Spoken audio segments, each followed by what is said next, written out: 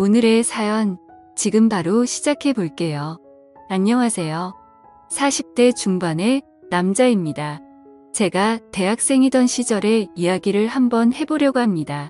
지금은 땅값도 많이 오르고 신식도시가 들어섰지만 제가 살던 시절에는 그냥 평범한 서울 근교의 동네였습니다.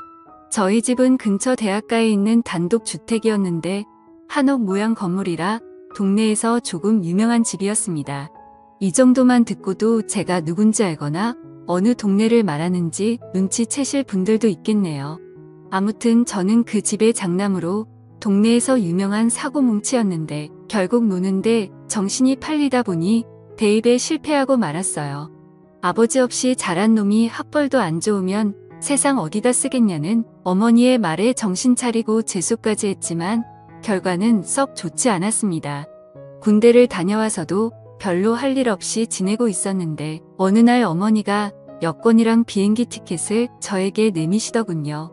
무슨 일인가 했는데 아버지가 생전에 친했던 친구분을 통해 유명한 곳은 아니지만 외국에 있는 대학교에 입학 수속을 밟아놨다고 거기 들어가서 딱 4년만 고생하고 졸업장만 받아오라고 말하시는 거예요. 제가 그동안 어머니 속을 많이 썩였나 싶기도 하고 사실 어머니 모양새가 이 학교를 가지 않으면 거의 저를 밖으로 내쫓아버리겠다 하는 모양새여서 그렇게 호롤단신으로 유학길에 올랐습니다. 앞으로의 새로운 생활을 기대하면서요. 부끄러운 이야기지만 사실 결과는 그렇게 좋지 않았습니다. 첫 해에는 그나마 마음 잡고 공부를 하려고 했는데 공부를 잘하던 사람도 아닌데 갑자기 외국에 나가 다른 나라 말로 공부를 하라니 아주 고역이더라고요. 그런 힘든 시기를 보내는 건 저만이 아니었는데 학교에도 저같이 최종 학력을 위에 들어온 한국 친구가 있었습니다. 둘이 죽이 잘 맞기도 하고 해서 외국에서도 동네방네 사고를 치고 다니기 시작했는데 결국 학교에서 제적을 당하고 말았습니다. 두려워서 어머니께는 말씀도 못 드리고 이러고 저러고 있다가 결국 체류 기간이 끝나버려서 몰래 귀국했어요. 집 앞에 도착했는데 어머니가 날 보면 보고 싶었다고 좋아하실까? 아니면 정말 어디에다 넣어둬도 똑바로 하는 것 하나도 없는 한심한 놈이라고 욕을 하실까? 이런저런 생각에 집 근처 전봇대 뒤에서 들어갈까 말까를 한참을 고민하고 있었습니다. 그러면서 시간을 보내고 있는데 골목 어귀에서 여자들 웃고 떠드는 목소리가 들리더라고요. 탈량 같은 성격은 어디 버리질 못하는지 들려오던 목소리 쪽으로 고개가 절로 돌아갔습니다. 근처 대학교를 다니는 여대생으로 보이는 한 무리의 여자들이 3-3-5 모여서 지나가더라고요. 그 중에 키가 옆에 있는 다른 여자들에 비해 조금 작지만 그 여자들 무리 중에서도 얼굴이 제일 예쁘고 몸매는 그 중에서도 단연 돋보이는 여자와 눈이 마주쳤습니다. 그녀는 저를 조금 이상한 눈으로 쳐다보면서 지나갔어요. 그도 그럴 것이 전봇대 뒤에 웬 남자가 몸통보다 커다란 캐리어를 들고 우물쭈물대는 모습이었을 테니 의심 가는 건 당연한 거겠죠? 여자들이 지나가니 저도 모르게 고개가 따라갔는데 이 여자들이 한 명도 빠짐없이 전부 다 우리 집으로 들어가는 게 아니겠어요? 그래서 이게 무슨 상황이지? 하는 생각이 들었습니다. 더욱더 혼란해진 저는 집 대문 앞에는 발도 못 붙이고 계속 전봇대 뒤에서 무슨 상황인지 파악하느라고 가만히 있었죠. 그런데 얼마 안 있어서 경찰이 오더라고요. 수상한 남자가 집 앞에 서 있다고 신고를 받고 왔다고요? 경찰에게 저 여기 사는 사람이라고? 이 집 아들이라고 설명을 드렸는데 믿지를 않아서 결국엔 현관문 초인종을 누르게 되었습니다. 어머니는 식당에 일러갔을 시간이라 없을 터이니 결국 아까 그 조그만 여자가 나와서 경찰에게 저 사람이 맞다고 수상한 사람이라고 하더라고요. 그렇게 경찰서까지 다녀와서 어머니에게 연락을 드리고 귀를 꼬집힌 채 질질 끌려 집까지 왔습니다. 거실에서 무릎을 꿇고 앉아 혼나고 있는데 여자들이 한 명씩 번갈아 가며 나오면서 저를 휙을 틀고 보더라고요. 한참을 혼내다가 그래도 자식 이기는 부모 없다고. 어머니는 얼마나 힘들었으면 거기서도 그랬겠냐며 차라리 잘 됐다고. 손이 모자라서 힘들었는데 엄마 하는 일이나 도우라고 하더라고요. 우리 집에 있는 저 여자들은 뭐냐고 물었더니 여자 혼자 몸으로 자식 새끼 외국에 보내놨더니 학비에 너무 힘들어서 제가 없는 동안 빈 방을 하숙집으로 돌리고 계셨던 것이었습니다. 여자 혼자 가는 집이라 처음에는 남학생들을 받았었는데 매일 술에 취해서 행패 부리고 그러는 대학생들을 어머니 혼자서는 감당을 못하시다가 다 내쫓아버리고 여대생들만 받게 되었다고 하셨습니다. 제가 쓰던 방도 이미 여대생 중 한 명이 차지한 상태였고 저는 다락방 신세를 지게 되었어요. 여자만 사는 하숙집에 남자가 들어와서 불편해하는 학생들을 위해 어머니는 2달치 방세를 깎아주는 조건으로 여대생들을 설득했습니다. 그 최고가 작은 여자가 저를 몹시도 불편한 눈으로 쳐다보고는 제가 쓰던 방문을 열고 들어가더군요. 저도 너무 화가 났습니다.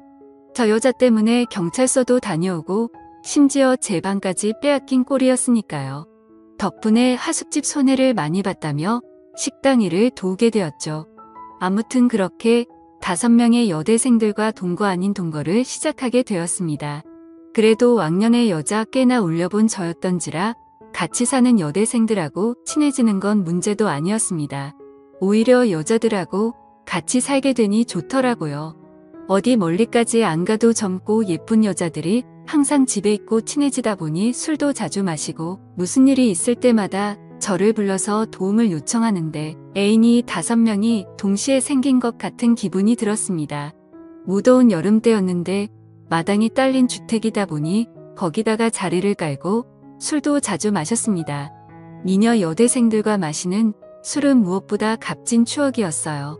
그녀들이 여름이라 옷들도 시원하게 입고 있노라면 고개를 둘 곳을 찾지도 못할 정도로 어디를 봐도 숨이 턱 넘어갈 만큼 여자들에게 둘러싸인 환경은 남부러울 것 없었죠.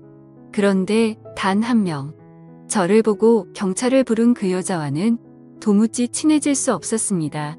첫 만남부터 살짝 어긋난 것 때문인지 묘하게 저와는 거리감을 두더라고요. 어차피 하숙집을 떠나면 또 만나겠어 하는 생각도 있고 다른 여자들과는 사이가 좋으니 별로 신경은 쓰이지 않았습니다. 제가 지내는 다락방은 어머니가 지내는 방 바로 옆에 들어가는 문이 있었는데 그 문은 제가 살 때는 없는 문이었습니다. 학생 한 명 더 받아보겠다고 무리하게 문을 만들어 개조를 했는데 아무리 잘 꾸며놔도 누가 곰팡 내나는 다락방에서 살고 싶어 하겠어요. 결국 방을 채우지 못하고 빈 방으로 내버려 두고 있었는데 마침 제가 돌아와서 지낼 수 있었던 거죠. 단열도 잘 안 되는 여름에는 지내기가 아주 죽을 맛이었습니다. 다락방을 거실에서 들어갈 수 있는 문을 만들기 전에는 다락방으로 통하는 문은 제 방에 있었습니다. 물론 그녀들이 들어와 살기 시작하면서 제가 쓰던 방에서 통하던 문은 다락방 안쪽에서 막아놓기는 했지만요. 하지만 그날은 특히 더 무더위가 기승을 부리는 날이었습니다. 원래는 낮부터 어머니의 식당에 가서 일찍부터 밑준비를 도와주기로 했었는데 서울에 있는 이모가 맹장염으로 입원을 하게 돼서 그날은 식당을 휴업하고 어머니는 이모의 간호를 위해 병원으로 가 있는 상태였고 여자들은 다 학교에 가 있는 시간이니 저는 혼자 붕 뜬 상태로 집안에 덩그러니 남게 되었습니다. 정해진 약속도 없고 사실 집에서 놀고 있는 건 제 친구들을 통틀어서 저 혼자밖에 없었기 때문에 급한 약속도 잡기에는 무리였습니다. 근처 책방에서 만화책 몇 권을 빌려와서 누워있는데 해가 중천했더니 점점 다락방이 달궈지기 시작하더라고요. 단열도 제대로 안 되고 창문도 따로 없는 방이라서 방은 서서히 찜통처럼 되고 있었는데 거기에 선풍기 가지고는 이 더위를 쫓아낼 방법은 없어 보였습니다. 그러던 와중에 문득 제 방에 설치된 에어컨 생각이 나더라고요. 다른 방에 비해 제 방은 큰 방이었고 당시에는 에어컨까지 설치된 환경이 아주 좋은 방이었습니다. 당연히 하숙방 중에서 하숙비도 제일 비쌌어요. 자꾸 안쪽에서 대충 떼어놓은 제 방으로 통하는 문이 눈에 밟히더라고요. 따지고 보면 저 방이 원래 저희 방이었어야 하고 우리 집에 들어오는데도 그녀 때문에 경찰서 신세를 줬던 게 생각이 나 괘씸하기도 했습니다. 그녀도 지금 학교에 가 있고 평소에도 여자들의 스케줄을 깨고 있던 저는 다른 여자들도 5시가 돼서야 집에 돌아온다는 게 생각이 났습니다. 원래 방 주인이 잠깐 방을 사용하는데 별 문제가 있겠어? 라는 생각에 그 길로 공구를 챙겨와서 문을 대충 떼어놓은 못들을 전부 다 뽑아버렸죠. 다락방 문은 오래 사용하지 않아서 그런지 여는데 조금 뻑뻑한 느낌이 들었습니다. 하지만 정말 오랜만에 제 방에 들어오게 되었죠. 제가 쓰던 침대는 여자 느낌이 물씬 나는 분홍색 이불로 교체되어 있었지만 제가 쓰던 책상이나 서랍장은 전부 다 그대로였습니다. 이 여자는 에어컨을 언제부터 틀어놓은 건지 방은 이미 제가 들어갔을 때부터 시원해 있었어요. 푹신한 침대가 눈에 들어왔지만 그래도 흔적이 남기 쉬울 것 같아서 바닥에 자리를 깔고 누웠습니다. 빌려온 만화책을 바닥에 엎드리다시피 누워보고 있는데 지상 낙원이 따로 없더라고요. 그리웠던 제 방의 에어컨까지 시원해 있으니 다락방으로 돌아가고 싶다는 생각이 들지 않을 정도였어요. 그 안락함에 취해버린 건지 어느덧 저는 잠에 들고 말았습니다. 현관문이 열리고 집 안으로 여자들이 돌아오는 소리에 놀라서 잠에서 깨버렸는데 너무 당황한 나머지 어쩔 줄은 모르고 있다가 그대로 침대 밑으로 굴러들어가 버렸어요. 침대 밑에 숨어서 심장은 터질 듯이 뛰고 있는데 지금 생각해보면 여자들이 돌아온 걸 깨달았을 때 얼른 다락방 문을 통해 들어갔어도 되지 않았겠나 싶은데 절대는 없는 거니까요. 만약에 문이 삐그덕거리는 소리에 제가 들어왔던 걸 눈치채면 가뜩이나 사이도 안 좋은데 방에 몰래 들어왔다는 낙인이 찍히고 어머니가 하는 하숙집 사업도 망할 수도 있지 않겠나 싶어서 침대 밑에서 숨죽여 상황을 지켜봤습니다.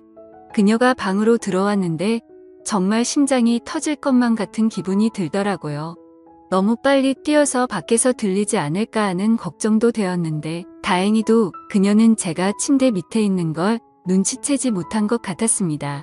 한참을 침대 밑에 누워있으니 몸이 뻐근하고 불편했지만 저와 어머니의 미래를 위해 숨어있는 걸 포기할 수는 없었습니다.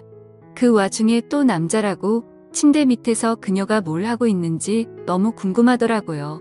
고개를 돌리니 그녀의 맨발밖에 보이지 않았는데 침대 밑 틈으로 살펴보니 그녀는 책상 앞에 앉아 있었습니다. 저를 등지고 있었기 때문에 제가 고개를 살짝 빼도 눈치채지 못할 것 같았습니다. 확실히 얇은 나시티를 입고 있는 건 보였는데 밑에는 의자 등받이에 가려 뭘 입고 있는지는 확인이 되지 않았습니다. 그렇게 틈으로 그녀가 뭘 하고 있나 몰래 살펴봤어요. 책상 위에서 잠이라도 들면 도망칠 타이밍이라고 생각을 했습니다. 얼마나 버틴 건지 이젠 파악도 안 되는데 그녀가 가방에서 무언가를 주섬주섬 꺼내더라고요. 그녀는 방 안에 혼자서 그녀만의 시간을 즐기기 시작했습니다. 혼자 중얼중얼거리기 시작하며 열심히 꼼지락댔어요. 그녀가 중얼대는 이야기를 들어보니 저는 참을 수가 없었습니다. 침대 밑 틈으로 고개를 다시 빼서 그녀가 뭘 하고 있나 살펴봤는데 가방에서 꺼낸 종이 인형들을 가지고 인형극 같은 걸 하고 있었어요.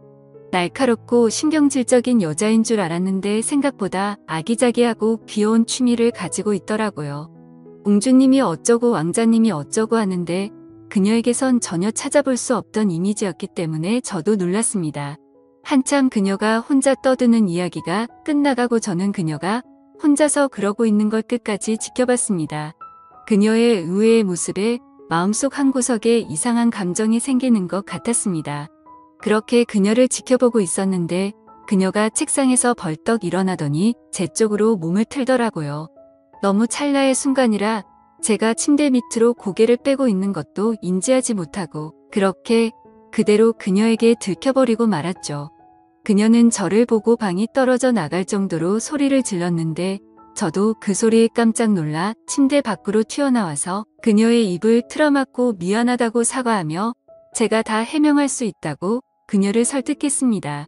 다락방이 너무 더워서 에어컨을 잠깐 바람 좀 쐬러 나왔다가 잠들어버린 자초지종을 설명했는데 그녀는 그 상황은 이해하겠지만 그녀가 혼자서 즐기던 구연 동화를 들었다는 사실에 수치심을 감추질 못하더라고요.